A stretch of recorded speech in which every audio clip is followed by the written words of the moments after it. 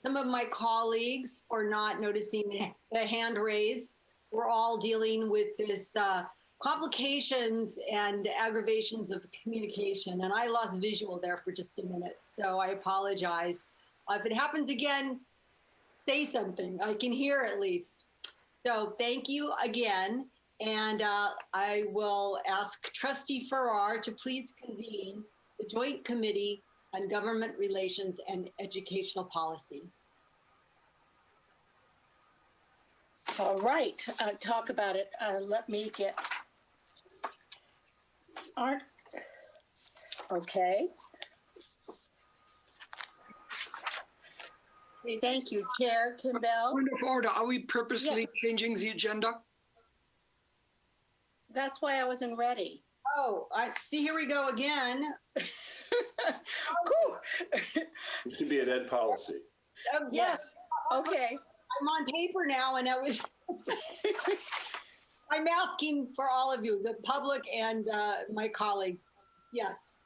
I'll be back. Please convene the Committee on Educational Policy. Thank you, Chair Kimbell. Will the Committee on Educational Policy please come to order? It is now time for the committee to consider today's consent agenda. Does any committee member wish to remove any item from the consent agenda? I see Trustee Romy Sebalius. Trustee Sebalius. Yes, thank you, Chair Fong. I would like to respectfully request that item number 2 be pulled from the consent agenda for clarification. Thank you. And Mariana, did you have a comment, or I see your hand was up and now it's gone? Trustee Sebelius took my comment. All right. So Trustee Sebelius has made a request to remove item 2 from the consent agenda. Is there any objection to the approval of the remaining items on the consent agenda? Hearing no objections, the consent agenda, with the exception of item 2, is approved. Item 2 is an information item regarding an amendment to Title V regarding ethnic studies. It will be presented by Lauren J. Blanchard, Executive Vice Chancellor for Academic and Student Affairs, and Allison Wren, Associate Vice Chancellor for Academic Programs, Innovation, and Faculty Development. Dr. Blanchard, please begin. Thank you so very much, Chair Fong. This item is presented for your information today. No action required on today, yet will follow at the board's November meeting for your consideration. On August 17th, Governor Newsom signed into law Education Code Section 89032, requiring all CSU undergraduate students to complete a 3-unit course in ethnic studies as part of their CSU education. This new law necessitates an amendment to the Title V language that was approved by this board in July. I want to be clear that while this path may be different from the one that we sought in July, the intent and historic nature of this requirement actually remains the same. True to the recommendations of the CSU's own task force on advancement of ethnic studies, this general education requirement lifts ethnic studies to its rightful place of prominence in our curriculum, in line with the natural and social sciences, the arts, and the humanities. And it fulfills our moral imperative to equip students with the knowledge and skills that they need to end racial injustice and to transform our nation. This measure also carries with it an expedited timeline. We must ensure that relevant and rigorous ethnic studies courses are available to every student on every campus by fall 2021, so that students graduating in the 2024-25 academic year will have the opportunity to complete this ethnic studies requirement.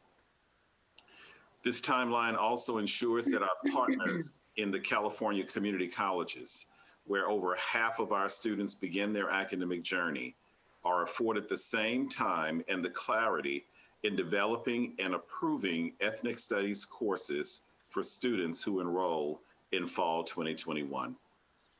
This is time sensitive, and we recognize the expedited timeline, and we've carefully begun to lay out steps required to uphold this law.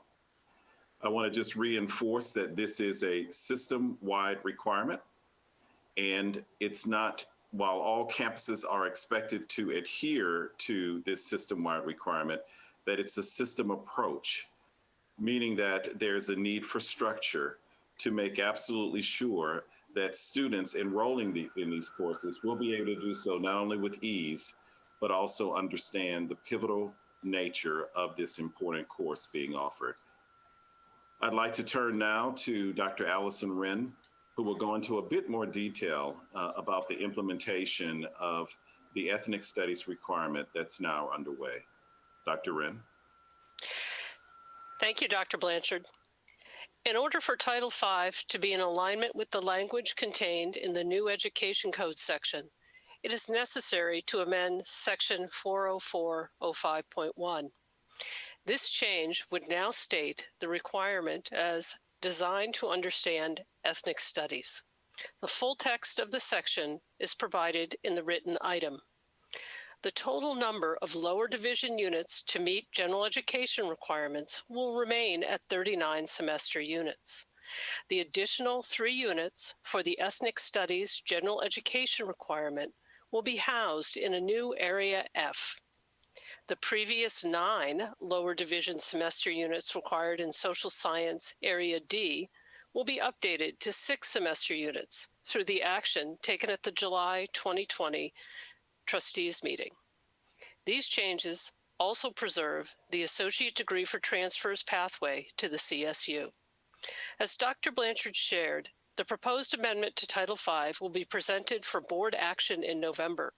However, today I would like to update you on the efforts and resources we are putting in place to help campuses meet the new requirements for fall 2021.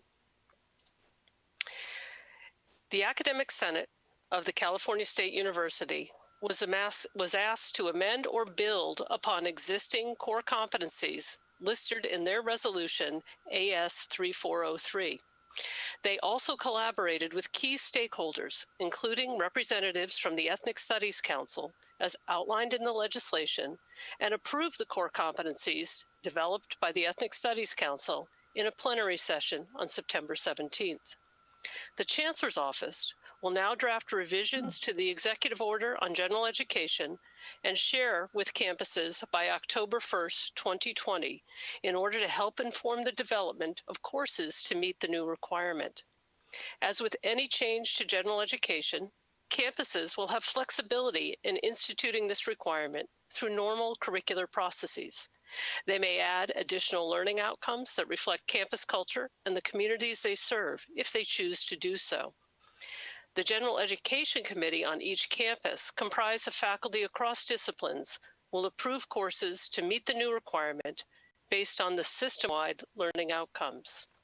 The Chancellor's Office will continue to work with the Academic Senate and the Council on Ethnic Studies on the implementation of the approved core competencies, and we look forward to providing updates throughout the fall on our progress.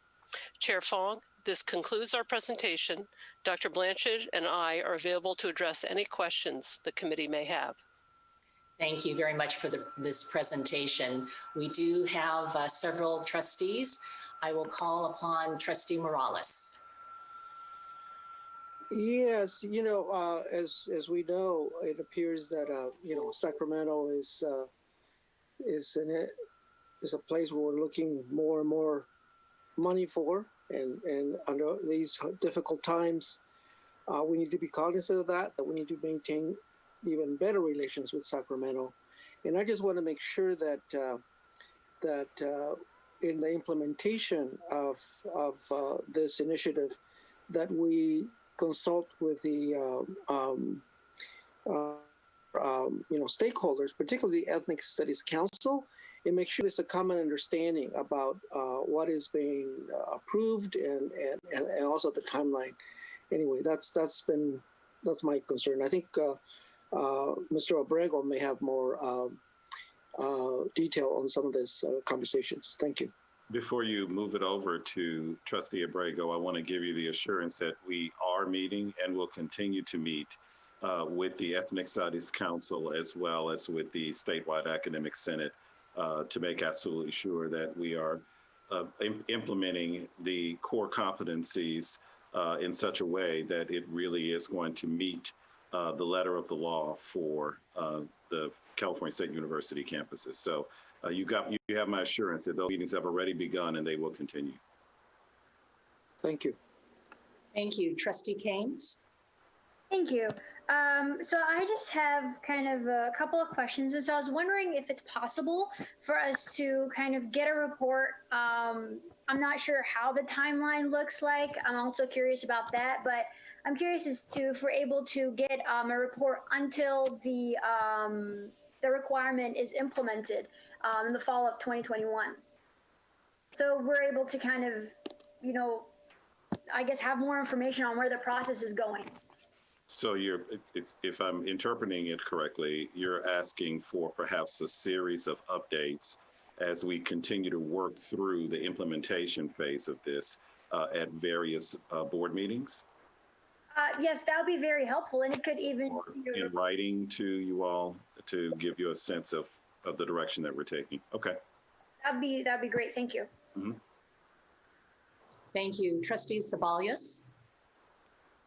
Thank you, Executive Vice Chancellor Blanchard, and your office for the presentation. I also think it was important that you made clear that what the trustees did in July and what we intend to do in November is just creating the legal framework for your office then in coordination with the Statewide Academic Senate, the representative of the faculty and the disciplinary faculty represented by the Ethnic Studies Council, that you will engage in conversations and in shared governance to make these courses happen. So I thank you for that clarification. However, I would like to have a few additional clarifications. The Title V change that you are proposing and that we pick up in November is very brief and simple. It is merely striking the word social justice from the title of the newly required course to just have it be called ethnic studies in accordance with the law AB 1460. However, at the July meeting, the Board of Trustees also changed Title V language in Part 4 of the respective educational code section. I'm referring to the reduction of social science GE by one course to accommodate Area D to accommodate the newly required ethnic studies course for which we have created the Area F. For the good of this body, for the trustees, but also for the literally thousands of faculty members who are concerned about this, can you please reiterate why, number one, the new ethnic studies course will have to be incorporated in general education? Number two, why at the lower division level? And number three, why does it have to be carved out of the social science courses? And in addition, maybe you also would like to address the financial component of the burden sharing with the California Community College and the significant reductions in cost to the CSU in light of the fact that, as you mentioned before, half of our students are transfers from the community colleges. And I thank you in advance for addressing these matters that are of great concern to the faculty that I represent. So I'll begin, but I'll ask, and I'll put a frame around it, but I'll ask Allison to also chime in on the why GE and why lower division and why Area D. The frame I want to put around this is understanding that this is a new requirement that we're moving forward at the California State University. And I'm sure that you recall that in previous conversations that we've had with the board, that it has been essentially 40 years since we have made such a dramatic change as this one. But this is not anything new to us. And what I mean by that is that we've been in conversation about this new requirement, certainly for the 5 years that I've been here, but perhaps more aggressively in understanding the various aspects of it within the past year. One piece that we fully understand that is a part of the law is that in order to implement this new requirement, 3-hour course requirement, that we have to do it within the confines of the 120-hour curricular cap that we currently have in place. And so with that curricular cap, that means that we will have to replace, regardless of which way you look at it, be it at the general education level, be it at the upper division or lower division, it will require change. It will require one course replacing another course, largely because for a lot of our disciplines, as you well know, Trustee Sebelius, that those 120 hours are frankly maxed out, and maxed out in a very critical way where some of these students don't even have free electives to take. And so the reality is that this is something that is a part of the law. We've known it all along that it would be a replacement because it's 120 in it right now, and it has to remain 120. And so that's part of the motivation for why it is that we're looking at the lower division of GE. But it also ties into the statement that I made earlier. Well, let's start with why GE.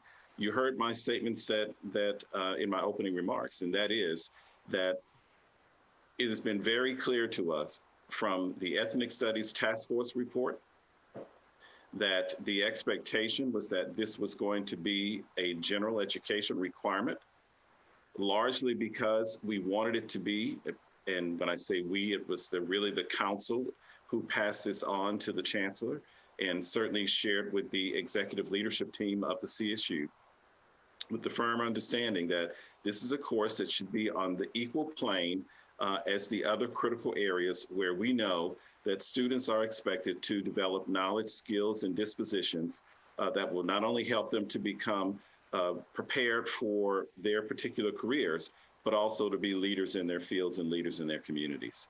And so with that, this is why from the very beginning, the thinking was by the task force that this needed to be a GE requirement. When you look at the articles and declarations of the AB 1460, the bill itself, it's very clear that it was supposed to be and designed to be a general education course. When you listen to the testimony of the author, Assemblymember Weber, clearly she stated on many occasions that this is to be tied in with general education. So, you know, it's nothing new that this is focused in general education.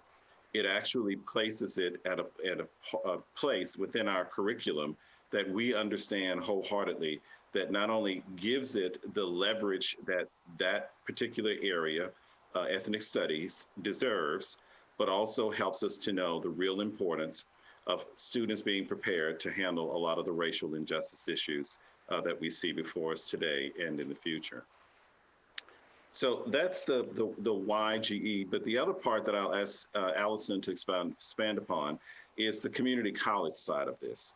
You know, half of our students come from our community colleges. We've got 116 community colleges. Now, not all students come from 116, but from the vast majority of that base do come here to the CSU as transfer students, and certainly as associate degrees for transfer students.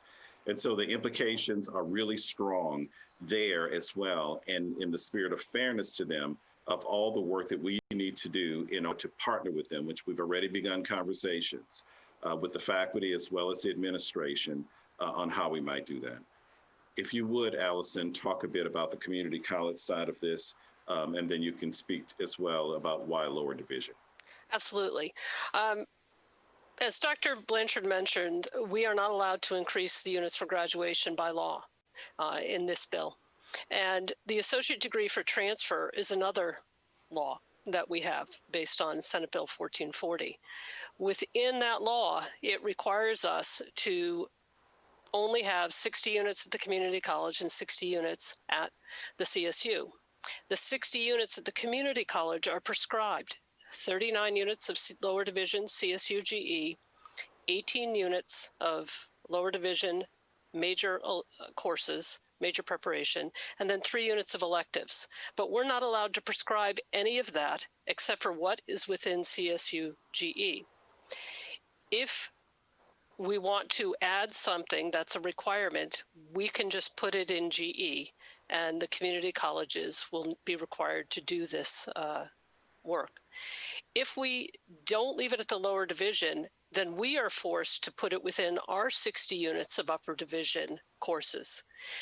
That might work on some of the associate degrees for transfer, but our most popular associate degrees for transfer are in business, management, marketing, and they don't have any free units. So that would mean we would have to reserve 3 units in every associate degree for transfer to hold in case the student did not take this requirement at the community colleges. And that would be a burden for our students, we believe. Why Area D?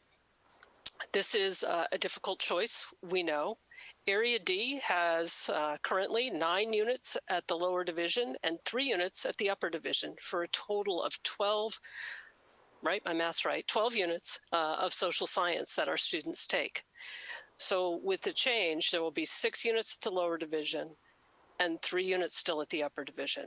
So that is more than any of the other sections hold for individual categories. And so that is why we've stated Area D. So you also mentioned the cost factor. I know that we're going a little long on this, but I want to make sure that we're hitting all 4 of the areas. You mentioned cost factor for the community college system. And while I don't have those numbers right in hand, and perhaps Allison may have it, but the cost is very similar for not at the level, but the cost associated with personnel. That's largely what the community colleges will have to invest in, very similar to what we're doing relative to the number of new course sections that will have to be offered at the community colleges in order for them to implement this new requirement as well. And making sure that, just as what we will be doing and looking at the base of courses that they currently offer. I know that the vast majority of them are in social justice, but at the community colleges, there are ethnic studies courses that are offered as well. And now looking at it through the lens of the competencies that were co-developed by the Ethnic Studies Council and the Statewide Academic Senate, and ensuring as well that those courses will line up with those respective competencies. So there will be a personnel cost, I would imagine an administrative cost as well to the community colleges. They did their own calculations for which I don't have that right in front of me, but I know that just as we've done our calculations to see what would be that fiscal impact on us, that they have done the same thing at the community college level. Trustee Sabalius, did you get your questions answered? Yes, thank you for the detailed answers and for answering them really point by point. I appreciate and I thank you on behalf of the many faculty members who have sent me requests for clarification. Thank you. You're very welcome. Trustee Steinhauser. Yes, thank you, Chair Fong, and thank you, Dr. Blanchard, for the update. I would just want to strongly encourage that we work with Superintendent Thurman in the K-12 arena, because as you've heard me say before, every year, Long Beach Unified, Norwalk, La Mirada, and El Rancho school districts have over 1,000 students a year who are juniors and seniors who take ethnic studies through the college right now on their campus. This is a great opportunity for our juniors and seniors to take up to 4 courses over the 2 years, as well as an opportunity for our first-gen students to take a college course. It's been highly received, and I just think this is a wonderful opportunity for the P16 world to work together. It reduces costs. For example, the K-12s pay for the CSU courses. If they take the course at the community college, there's a very minimal fee for our students. It's $20. But again, besides the power of the ethnic studies course, it's the power of our students who the majority are first gen, taking a college course while in school, in high school, to show that they can do this work and do it well. And I had many students in Long Beach, and there were many students in Norwalk, La Mirada, and El Rancho who took 3 and 4 college courses, so almost a minor as they were leaving the K-12 world. So I highly recommend that we bring the CDE into this as soon as possible so that we can show the models that are out there that are cost effective. Thank you. You're very welcome, and you've got our commitment. I mean, we're full in. We first have to work through our own requirement and getting everything resolved there, and then with the commitment that we will follow up with Superintendent Thurman and his staff to see how we can collaborate on this. Thank you very much. Great, thank you. Trustee Abrego. Yes, thank you for that information. I appreciate that. And Trustee Sabelius raised some excellent questions. The concern that I have is that in the early part of the public comments, we had speakers who referred to the Ethnic Studies Councils not participating in formal discussions over AB 1460. And I got a flashback for our July meeting where we had 2 days of intense discussion over the Ethnic Studies and Social Justice proposal. And one of the recommendations that I made was that we need to be inclusive as far as making sure that we have input from the Ethnic Studies Council. Now my concern is it's obviously that the participation of the Ethnic Studies Council, but I'm also concerned with a deadline of October the 1st. That's a quick turnaround.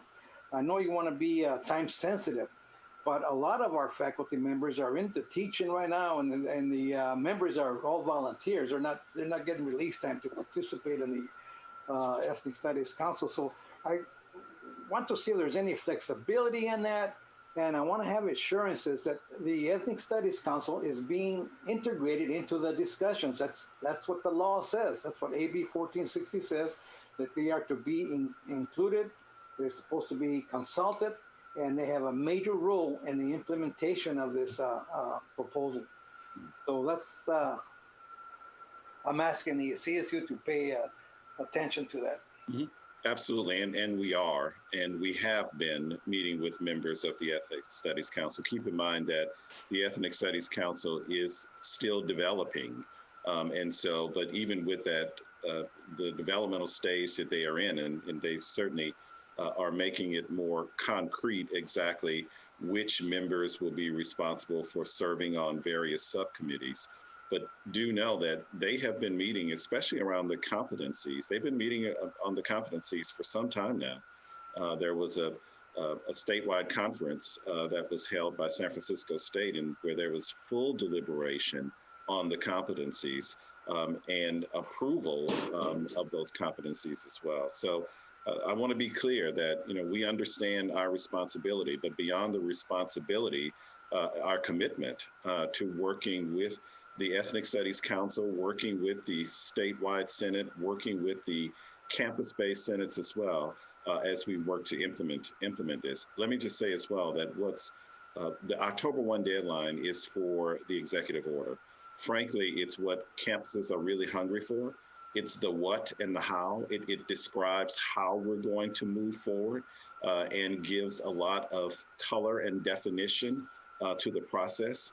And right now, it's going to be generated as a draft so that people, including members of the Ethnic Studies, can look at it very carefully and have the assurance that we're doing this not only in a collaborative way, but that we haven't missed anything relative to the various steps that we will need to take that will be a part of this executive order. So I just want to be clear that October 1st may seem aggressive, but it's not aggressive within the spirit of so many people on the respective campuses, including Ethnic Studies Council members who really want to see what's the plan, how are we going to proceed in getting this done within this time frame.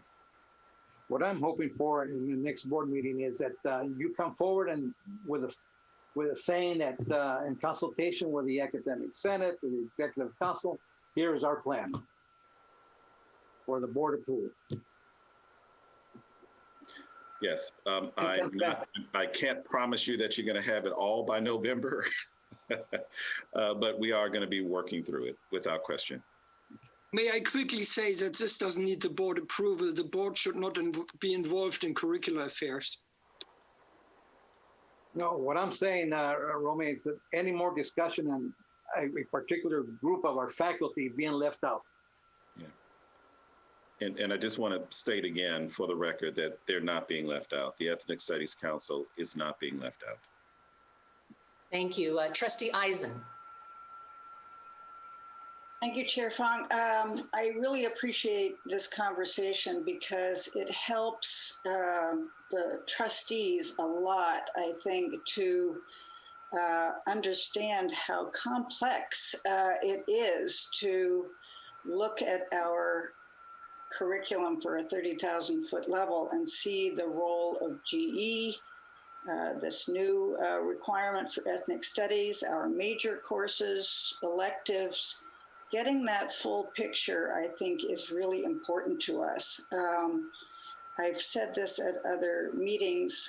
I learned from faculty, principally in our GE task force meetings, which went on for 2 years, an awful lot of unique aspects of GE at the Cal States. We have some of the highest unit requirements for GE of any universe country. Unique aspect of our GE, which is that we have 9 units of upper division GE. That means all of our community college students who come here with an additional GE requirement once they're here. They cannot fulfill the entire GE requirement at the community college.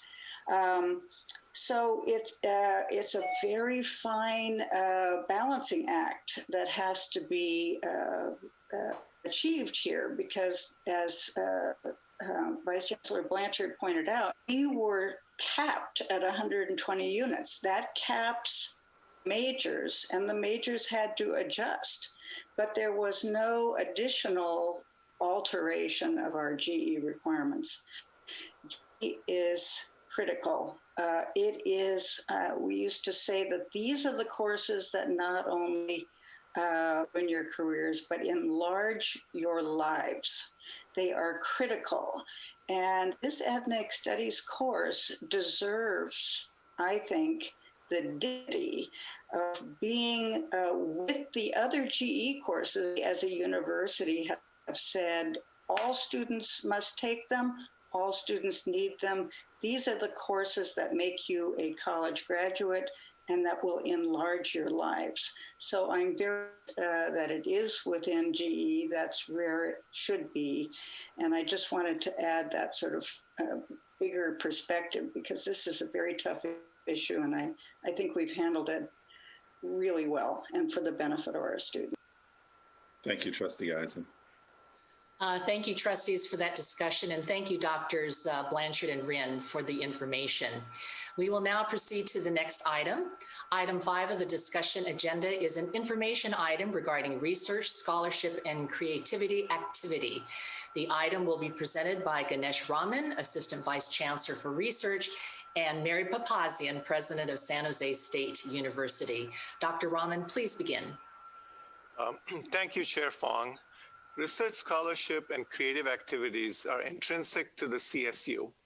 These hands-on opportunities provide a high-quality education where students can engage with course content, develop and test hypotheses, and push boundaries.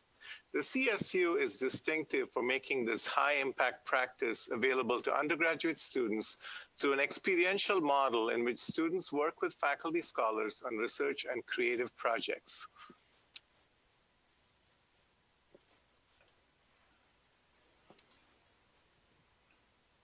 During this presentation, we will be sharing a number of examples of research, scholarship, and creative activity in the CSU. While the topics and campuses vary, what unites our efforts is a shared focus on our university's mission to advance student success and equity, enhance faculty excellence, and address the pressing needs facing California and its diverse communities.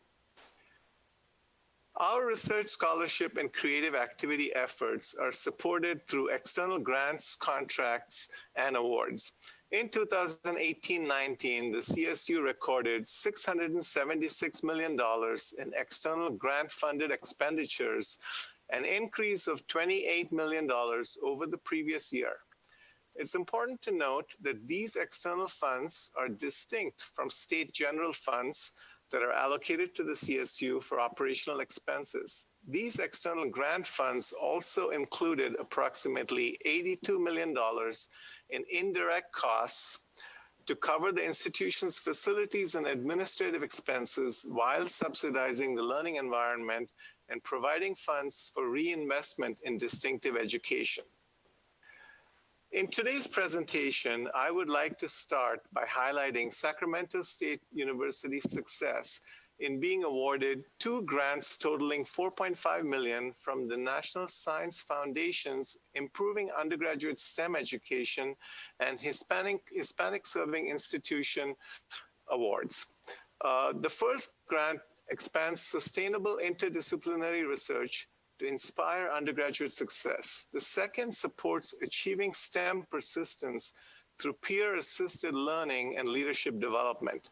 Similar grants totaling $8.5 million from the National Science Foundation that help build institutional capacity and strengthen STEM pathways were awarded this year to CSU campuses at Chico, Dominguez Hills, Fullerton, Long Beach, and Sonoma. These awards support the CSU's mission of ensuring equitable opportunity for all students, regardless of their background, to pursue science, technology, engineering, and mathematics, or STEM fields and careers. As an example of our focus on education grants, Cal Poly Pomona has received 2 grants totaling $5.69 million from the U.S. Department of Education. The first grant supports institutional capacity building for undergraduate education for underrepresented groups for student success. The second grant provides for graduate education infrastructure and services to recruit and support underrepresented groups to succeed in graduate studies. The Genentech Foundation's recent $10.5 million grant to San Francisco State University's College of Science and Engineering is distributed over 5 years and funds 3 initiatives managed by the college's Student Enrichment Opportunities Office. Approximately 80% of the grant supports students from low-income backgrounds. Awards will be made annually to 92 undergraduates and 20 graduate students. They will have the opportunity to engage in research, workshops, colloquia, mentoring, tutoring, and much more. The program's goal is to alleviate the need for STEM students to work additional jobs so that they can spend more time engaged in research. Professor Emeritus of Biology Frank Baylis, who designed the program, believes it's vital for students to be in the lab because, I quote Professor Baylis, until they get engaged in the process of discovery, they're not really scientists, they're science historians. It is this experiential learning that is at the heart of CSU. What's more, lab experience is often a requirement for students applying to PhD programs, positioning CSU students for success well after graduation. Innovation in the CSU isn't limited to scholarly work in the lab or research in the field. CSU's creative activities also play a key role in student learning.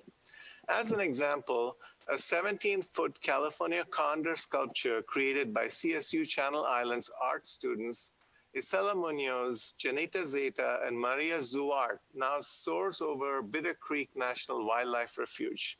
They designed the project for art professor Matt Formansky's capstone class as part of a unique partnership between the U.S. Fish and Wildlife Services and CSU Channel Islands.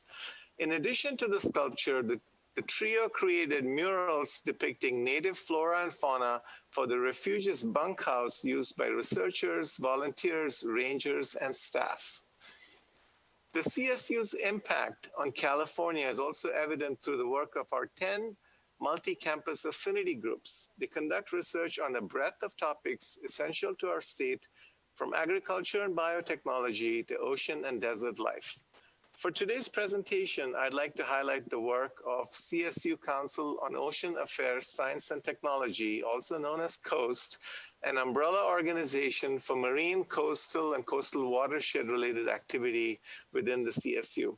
This year, COAST initiated a campaign to promote equity and inclusion of students from underrepresented groups in marine science.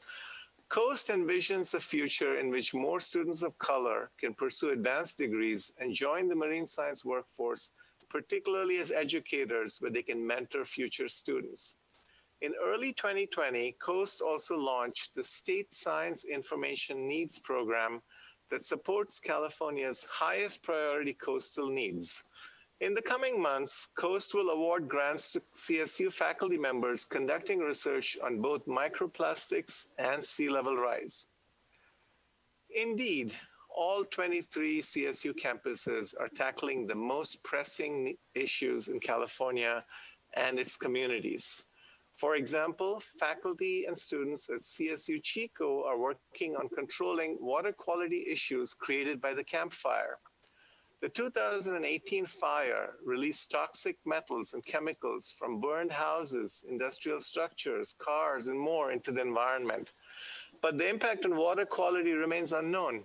At Chico State, Dr. Sandrine Matiasek, Assistant Professor of Geological and Environmental Sciences, and Dr. Jackson Webster, Assistant Professor of Civil Engineering, are collecting a benchmark set of data of water samples and implementing a new synthetic biology platform to quickly monitor water quality in the field.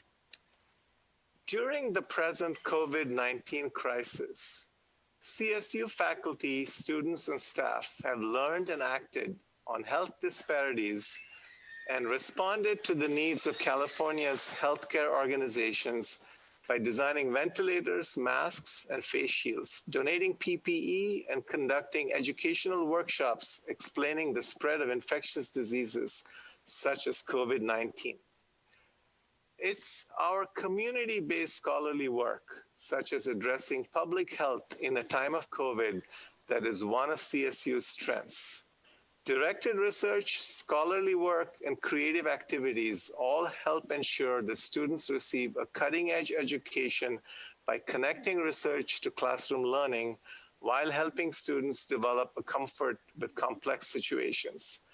And it helps foster the skills, knowledge, and networks needed for future graduate and professional study, as well as future careers, giving CSU students the edge when applying in competitive fields.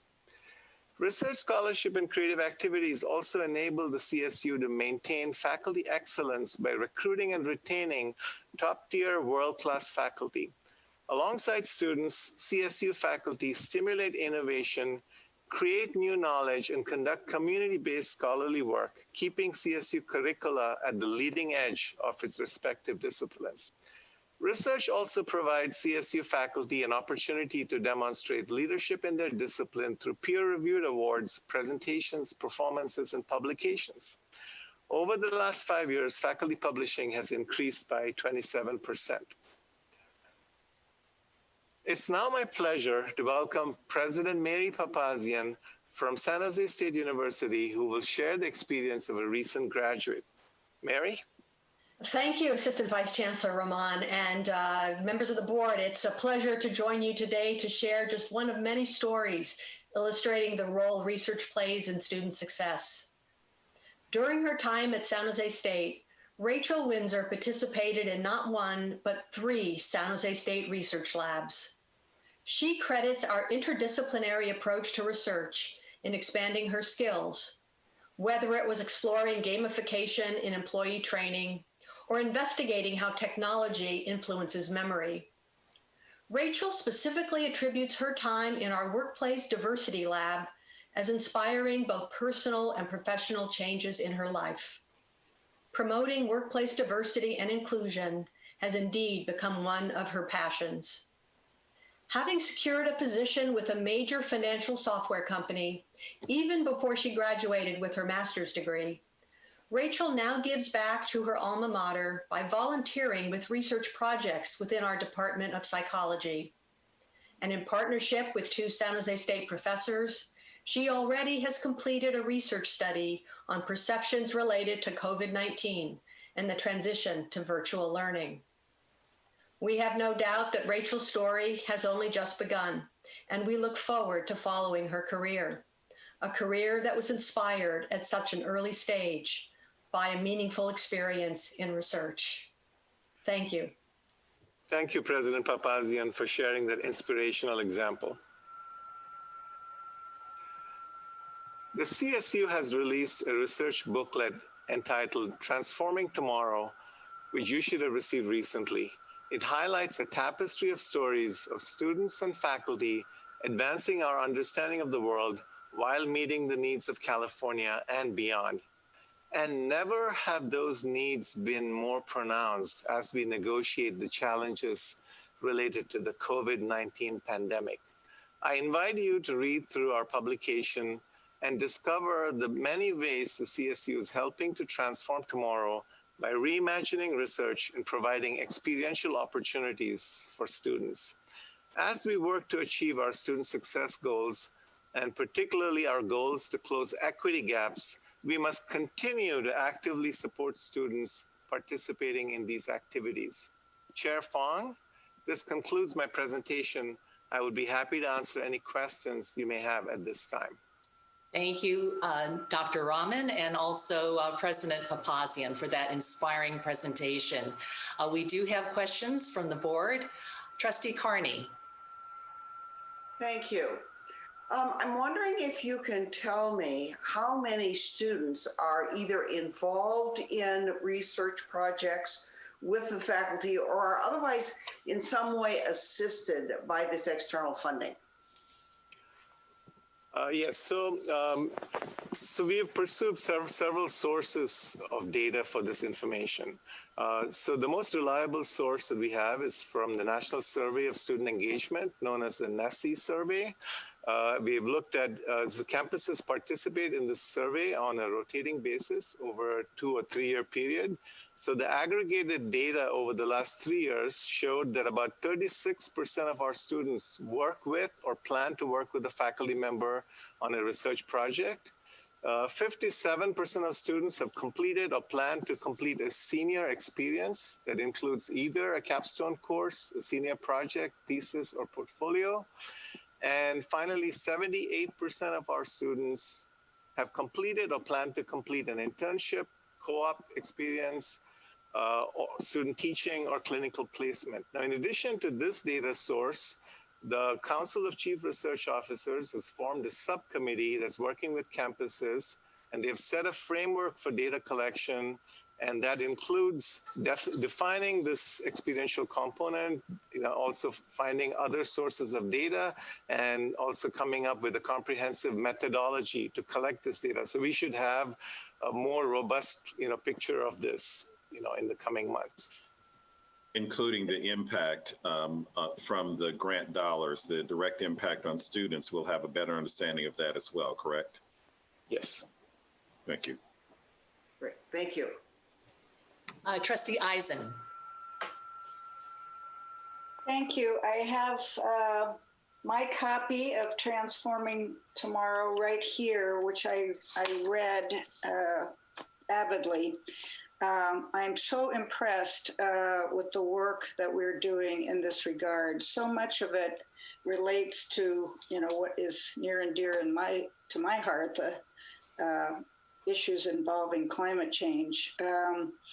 We were told that this is something really important, especially given this pandemic. But, obviously this pandemic is embedded in a greater pandemic, which is climate change. And I am so thrilled to see how much the CSU is doing on a small and large level to try to help us solve that crisis, which will be upon us and is upon us currently. Thank you. Trustee Kames. And so first, I just want to thank you, Dr. Rahman, for this fantastic presentation.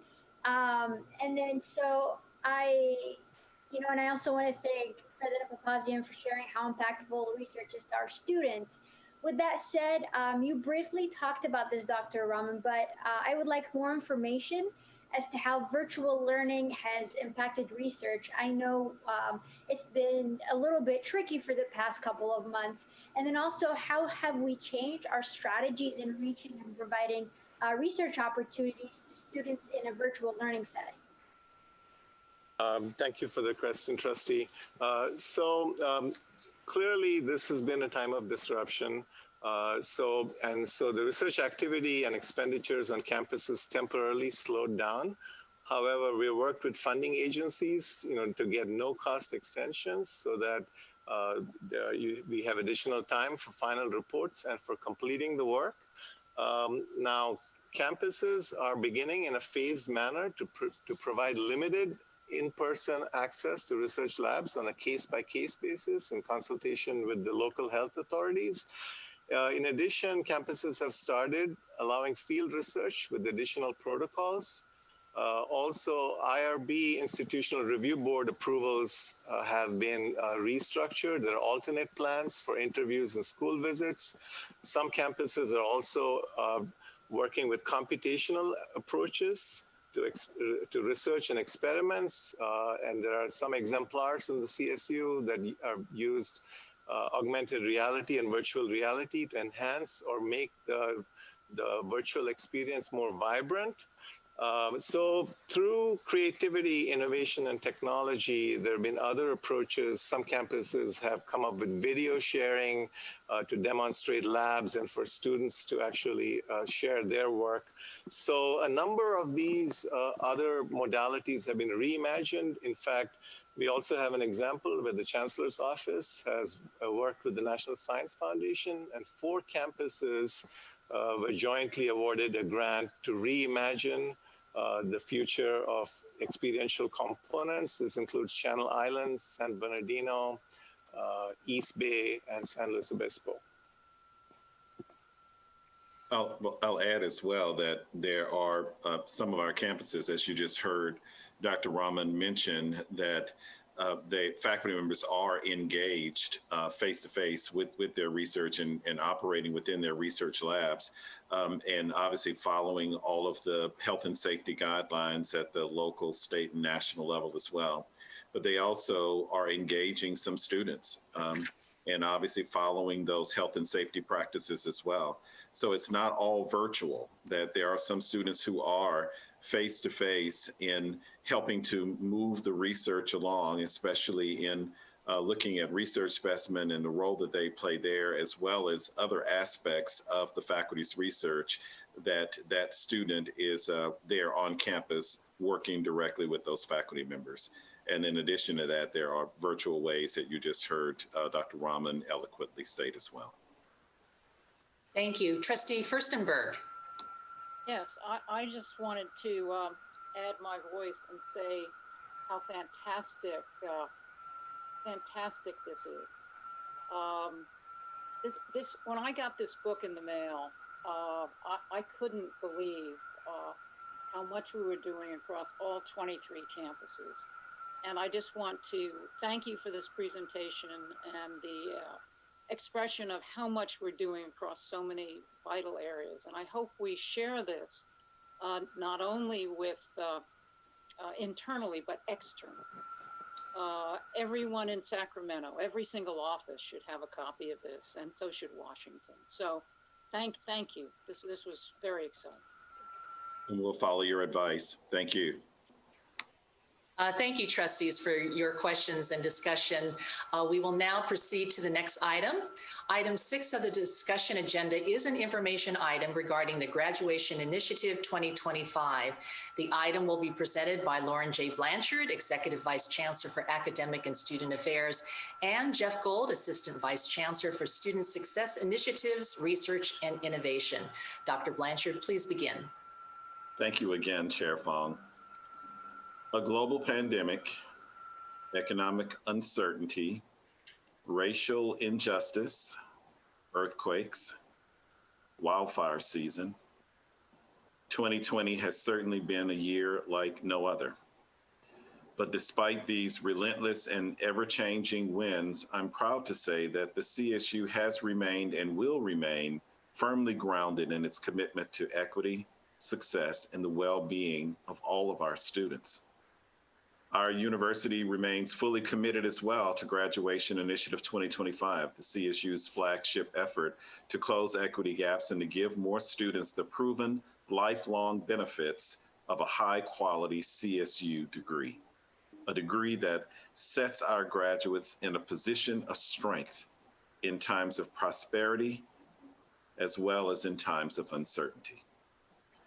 Our team will present a full report on Graduation Initiative 2025 to you in November. But today, we are pleased to share with you a case study of hope, ingenuity, and accomplishment, one of many campus success stories that have shone through the doom and gloom of this 2020 year and illuminated the CSU's unwavering support for student success. I'd now like to introduce or pass it over, the baton over to Assistant Vice Chancellor for Student Success, Jeff Gold. Jeff? Thank you, Dr. Blanchard. On more than one occasion, Chancellor White has reminded us of how Graduation Initiative 2025 serves as the guiding beacon for the CSU. And in times like these, when there are so many urgent issues demanding our attention, it is even more critical that we redouble efforts to better serve our students, facilitate their path to a high-quality college degree, and prepare them for a lifetime of achievement. As many of you are aware, Graduation Initiative 2025 is informed by 6 key priorities: academic preparation, enrollment management, student engagement and well-being, financial support, data-informed decision-making, and the removal of administrative barriers. Clearly, the last 6 months have tested the resilience of many, if not all, of these priorities, and our students continue to face unprecedented challenges brought on by the global pandemic.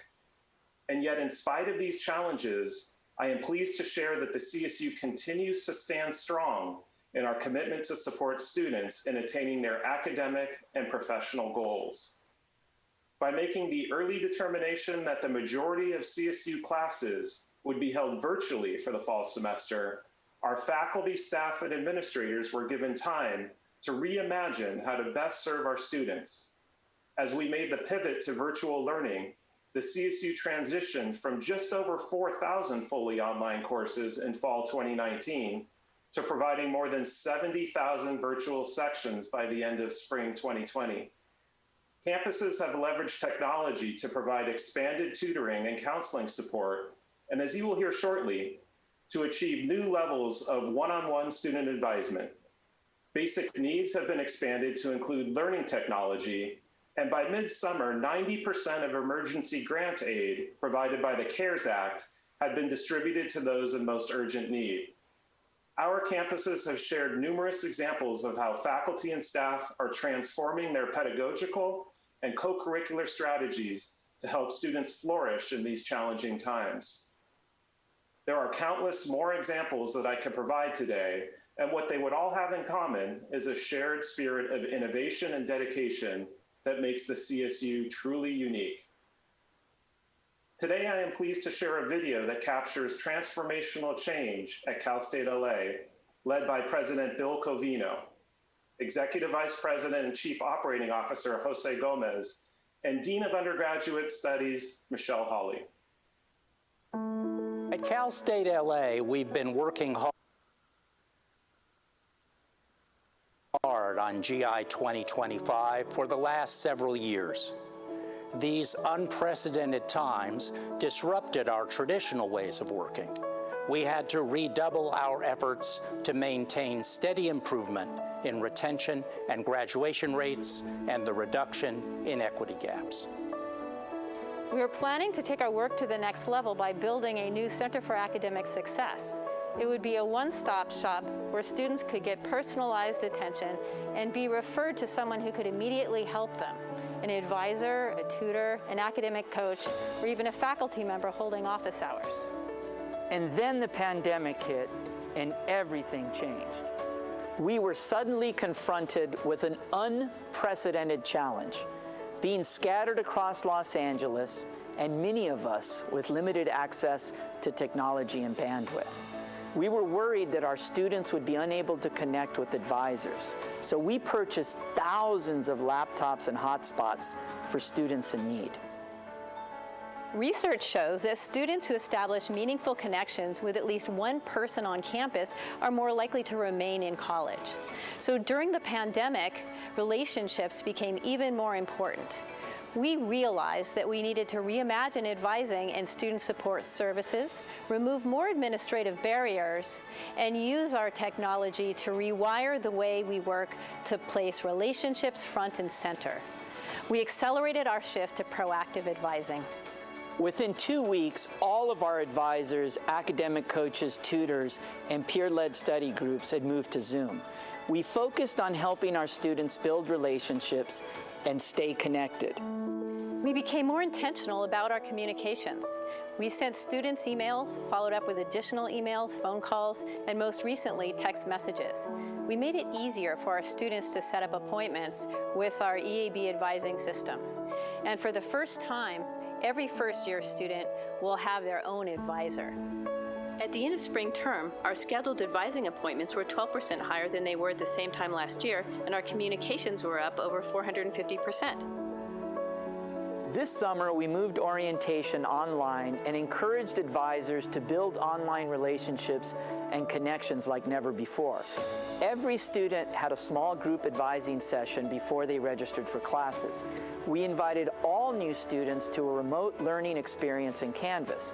They learned how to submit assignments and how to prepare for class, and they met other first-year students. We continue to bridge advising with academic support. Some of our students were unable to take advantage of our services because they were working or taking care of children and siblings at home. We realized that we needed to meet our students where they were at. So we provided evening and weekend tutoring and coaching sessions, and we also provided online webinars on topics related to student success. We are reaching more students and becoming more personal at the same time. Our students benefited from the changes that we implemented. Students may not be on campus, but they are back in class. Our first-year retention rates are higher this year than last. Our graduation rates have continued to climb, and we reduced our equity gap despite COVID-19.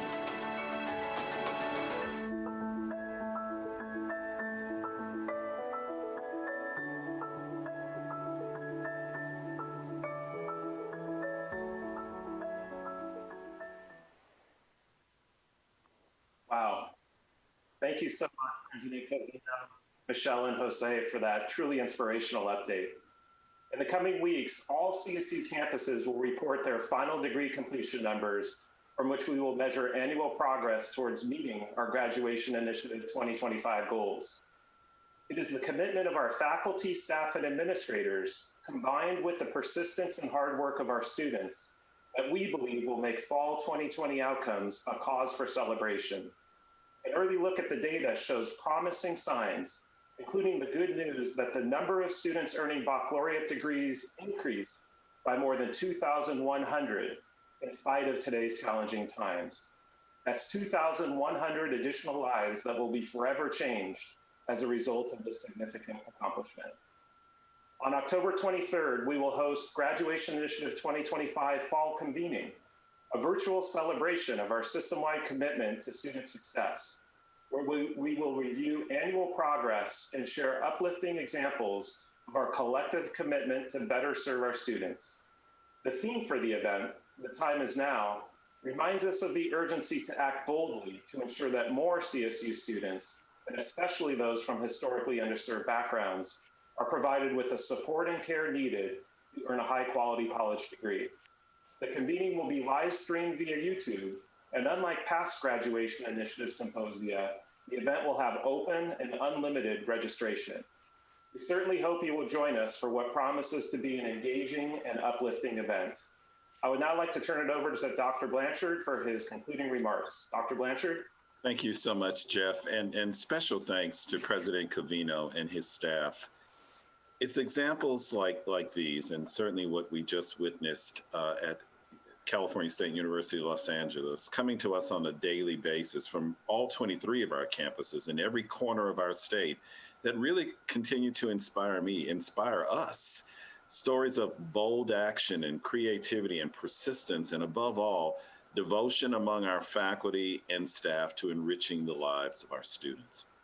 Now more than ever, the CSU family is committed to meeting our students where they are and to providing vibrant instruction, personalized guidance, and support that they need to succeed in college, in the workforce, and well beyond. I will look forward to sharing the latest student success data with you in November, but today our team welcomes any questions that you might have regarding our efforts around Graduation Initiative 2025. Well, thank you, Dr. Blanchard and Dr. Gold, for that uplifting and hopeful presentation. That was really terrific, particularly during this time. I see that Trustee McGrory has a question. You know, since I've been on the board, I've been incredibly impressed with how well aligned our resources are towards meeting the goals of the Graduation Initiative. And I think, Tim, you deserve a lot of credit for making this happen and the progress that's been made. What was a little disturbing this morning in the public comment was it sounded like some of the cuts that we were making were close to the resources that support the Graduation Initiative. And I'm just wondering how those two have collided with each other, what we've done to preserve the Graduation Initiative as a priority, despite the fact we've had to make a $300 million cut from the governor's proposed budget in January. It's a good question. And the reason why, when we will see the presentation that's forthcoming from the Budget and Finance Committee, for which you chair, that you will see clearly there that we are placing within that budget the ask for the continued funding for Graduation Initiative 2025. Trustee McGrory, I mean, it goes without stating that these dollars are going exactly where they need to go. And certainly on the support side and the personnel that we will continue to need in order to help our students. And even in the virtual world that we live, I'm sure that you fully recognize that with that one-to-one advising system that you just heard at Cal State LA, that it's people that's actually creating that linkage between the student and the faculty, or the student and the staff. And so I couldn't speak highly enough of the need for continued funding for GI 2025. It certainly can help to bridge some of the differences that we regrettably heard about during public comments today, and allowing more of these individuals not only to retain their employment, but also to continue that personalized high touch that many of our students need in order for them to persist and to graduate. Thank you. Chancellor White. Well, thank you, Trustee Fong. And, you know, Trustee Eisen, I think, said something that was really very important and spoke really about the complexity and the importance of working in the academic space which is really the heart and the soul and the mind of a great university. And, you know, the folks in Lauren's Blanchard's shop, I want to commend Lauren and his team, as well as the faculty and staff and leadership on the campuses. You know, it's been tough work on doing things that require a strong background in institutional research and analytics, thinking deeply about policies that affect our students over the years that get rid of unwanted barriers and keep the challenges that are appropriate, but give the support that's necessary to succeed. Dealing with innovations, equity, focusing on issues that matter to society, like the environment, like climate, like social change, like economics, like health. And today we saw, you know, Lauren in several presentations, and with Allison on ethnic studies, Ganesh with respect to the research and creative activity of our amazing faculty and students, and just now Jeff and his team on the importance of sustaining Graduation Initiative. And we all know, based on public comments over the years and some of the strong debates that have occurred in all the right stakeholder groups, that this work is not easy because there are a variety of views to consider. But when you have a North Star of student achievement and success and engagement and equity, it's a way to sort through some of these complexities. So I just wanted to take the moment to publicly thank everybody. And Ganesh, when Ganesh started with us, we weren't bragging much about our research. We were actually sort of keeping it, and Ganesh has changed that. And he's shown how it is so integrated into the student experience for all the right reasons, as well as helping society and giving our students the chance to do that creative work and understand ambiguity as well as science and the arts and humanities. So I just wanted to thank you. I just wanted to put that into the public record. Well, thank you for that. Thank you, Chancellor White. And Chair Campbell, that concludes the Committee on Educational Policy. Oh, you're muted.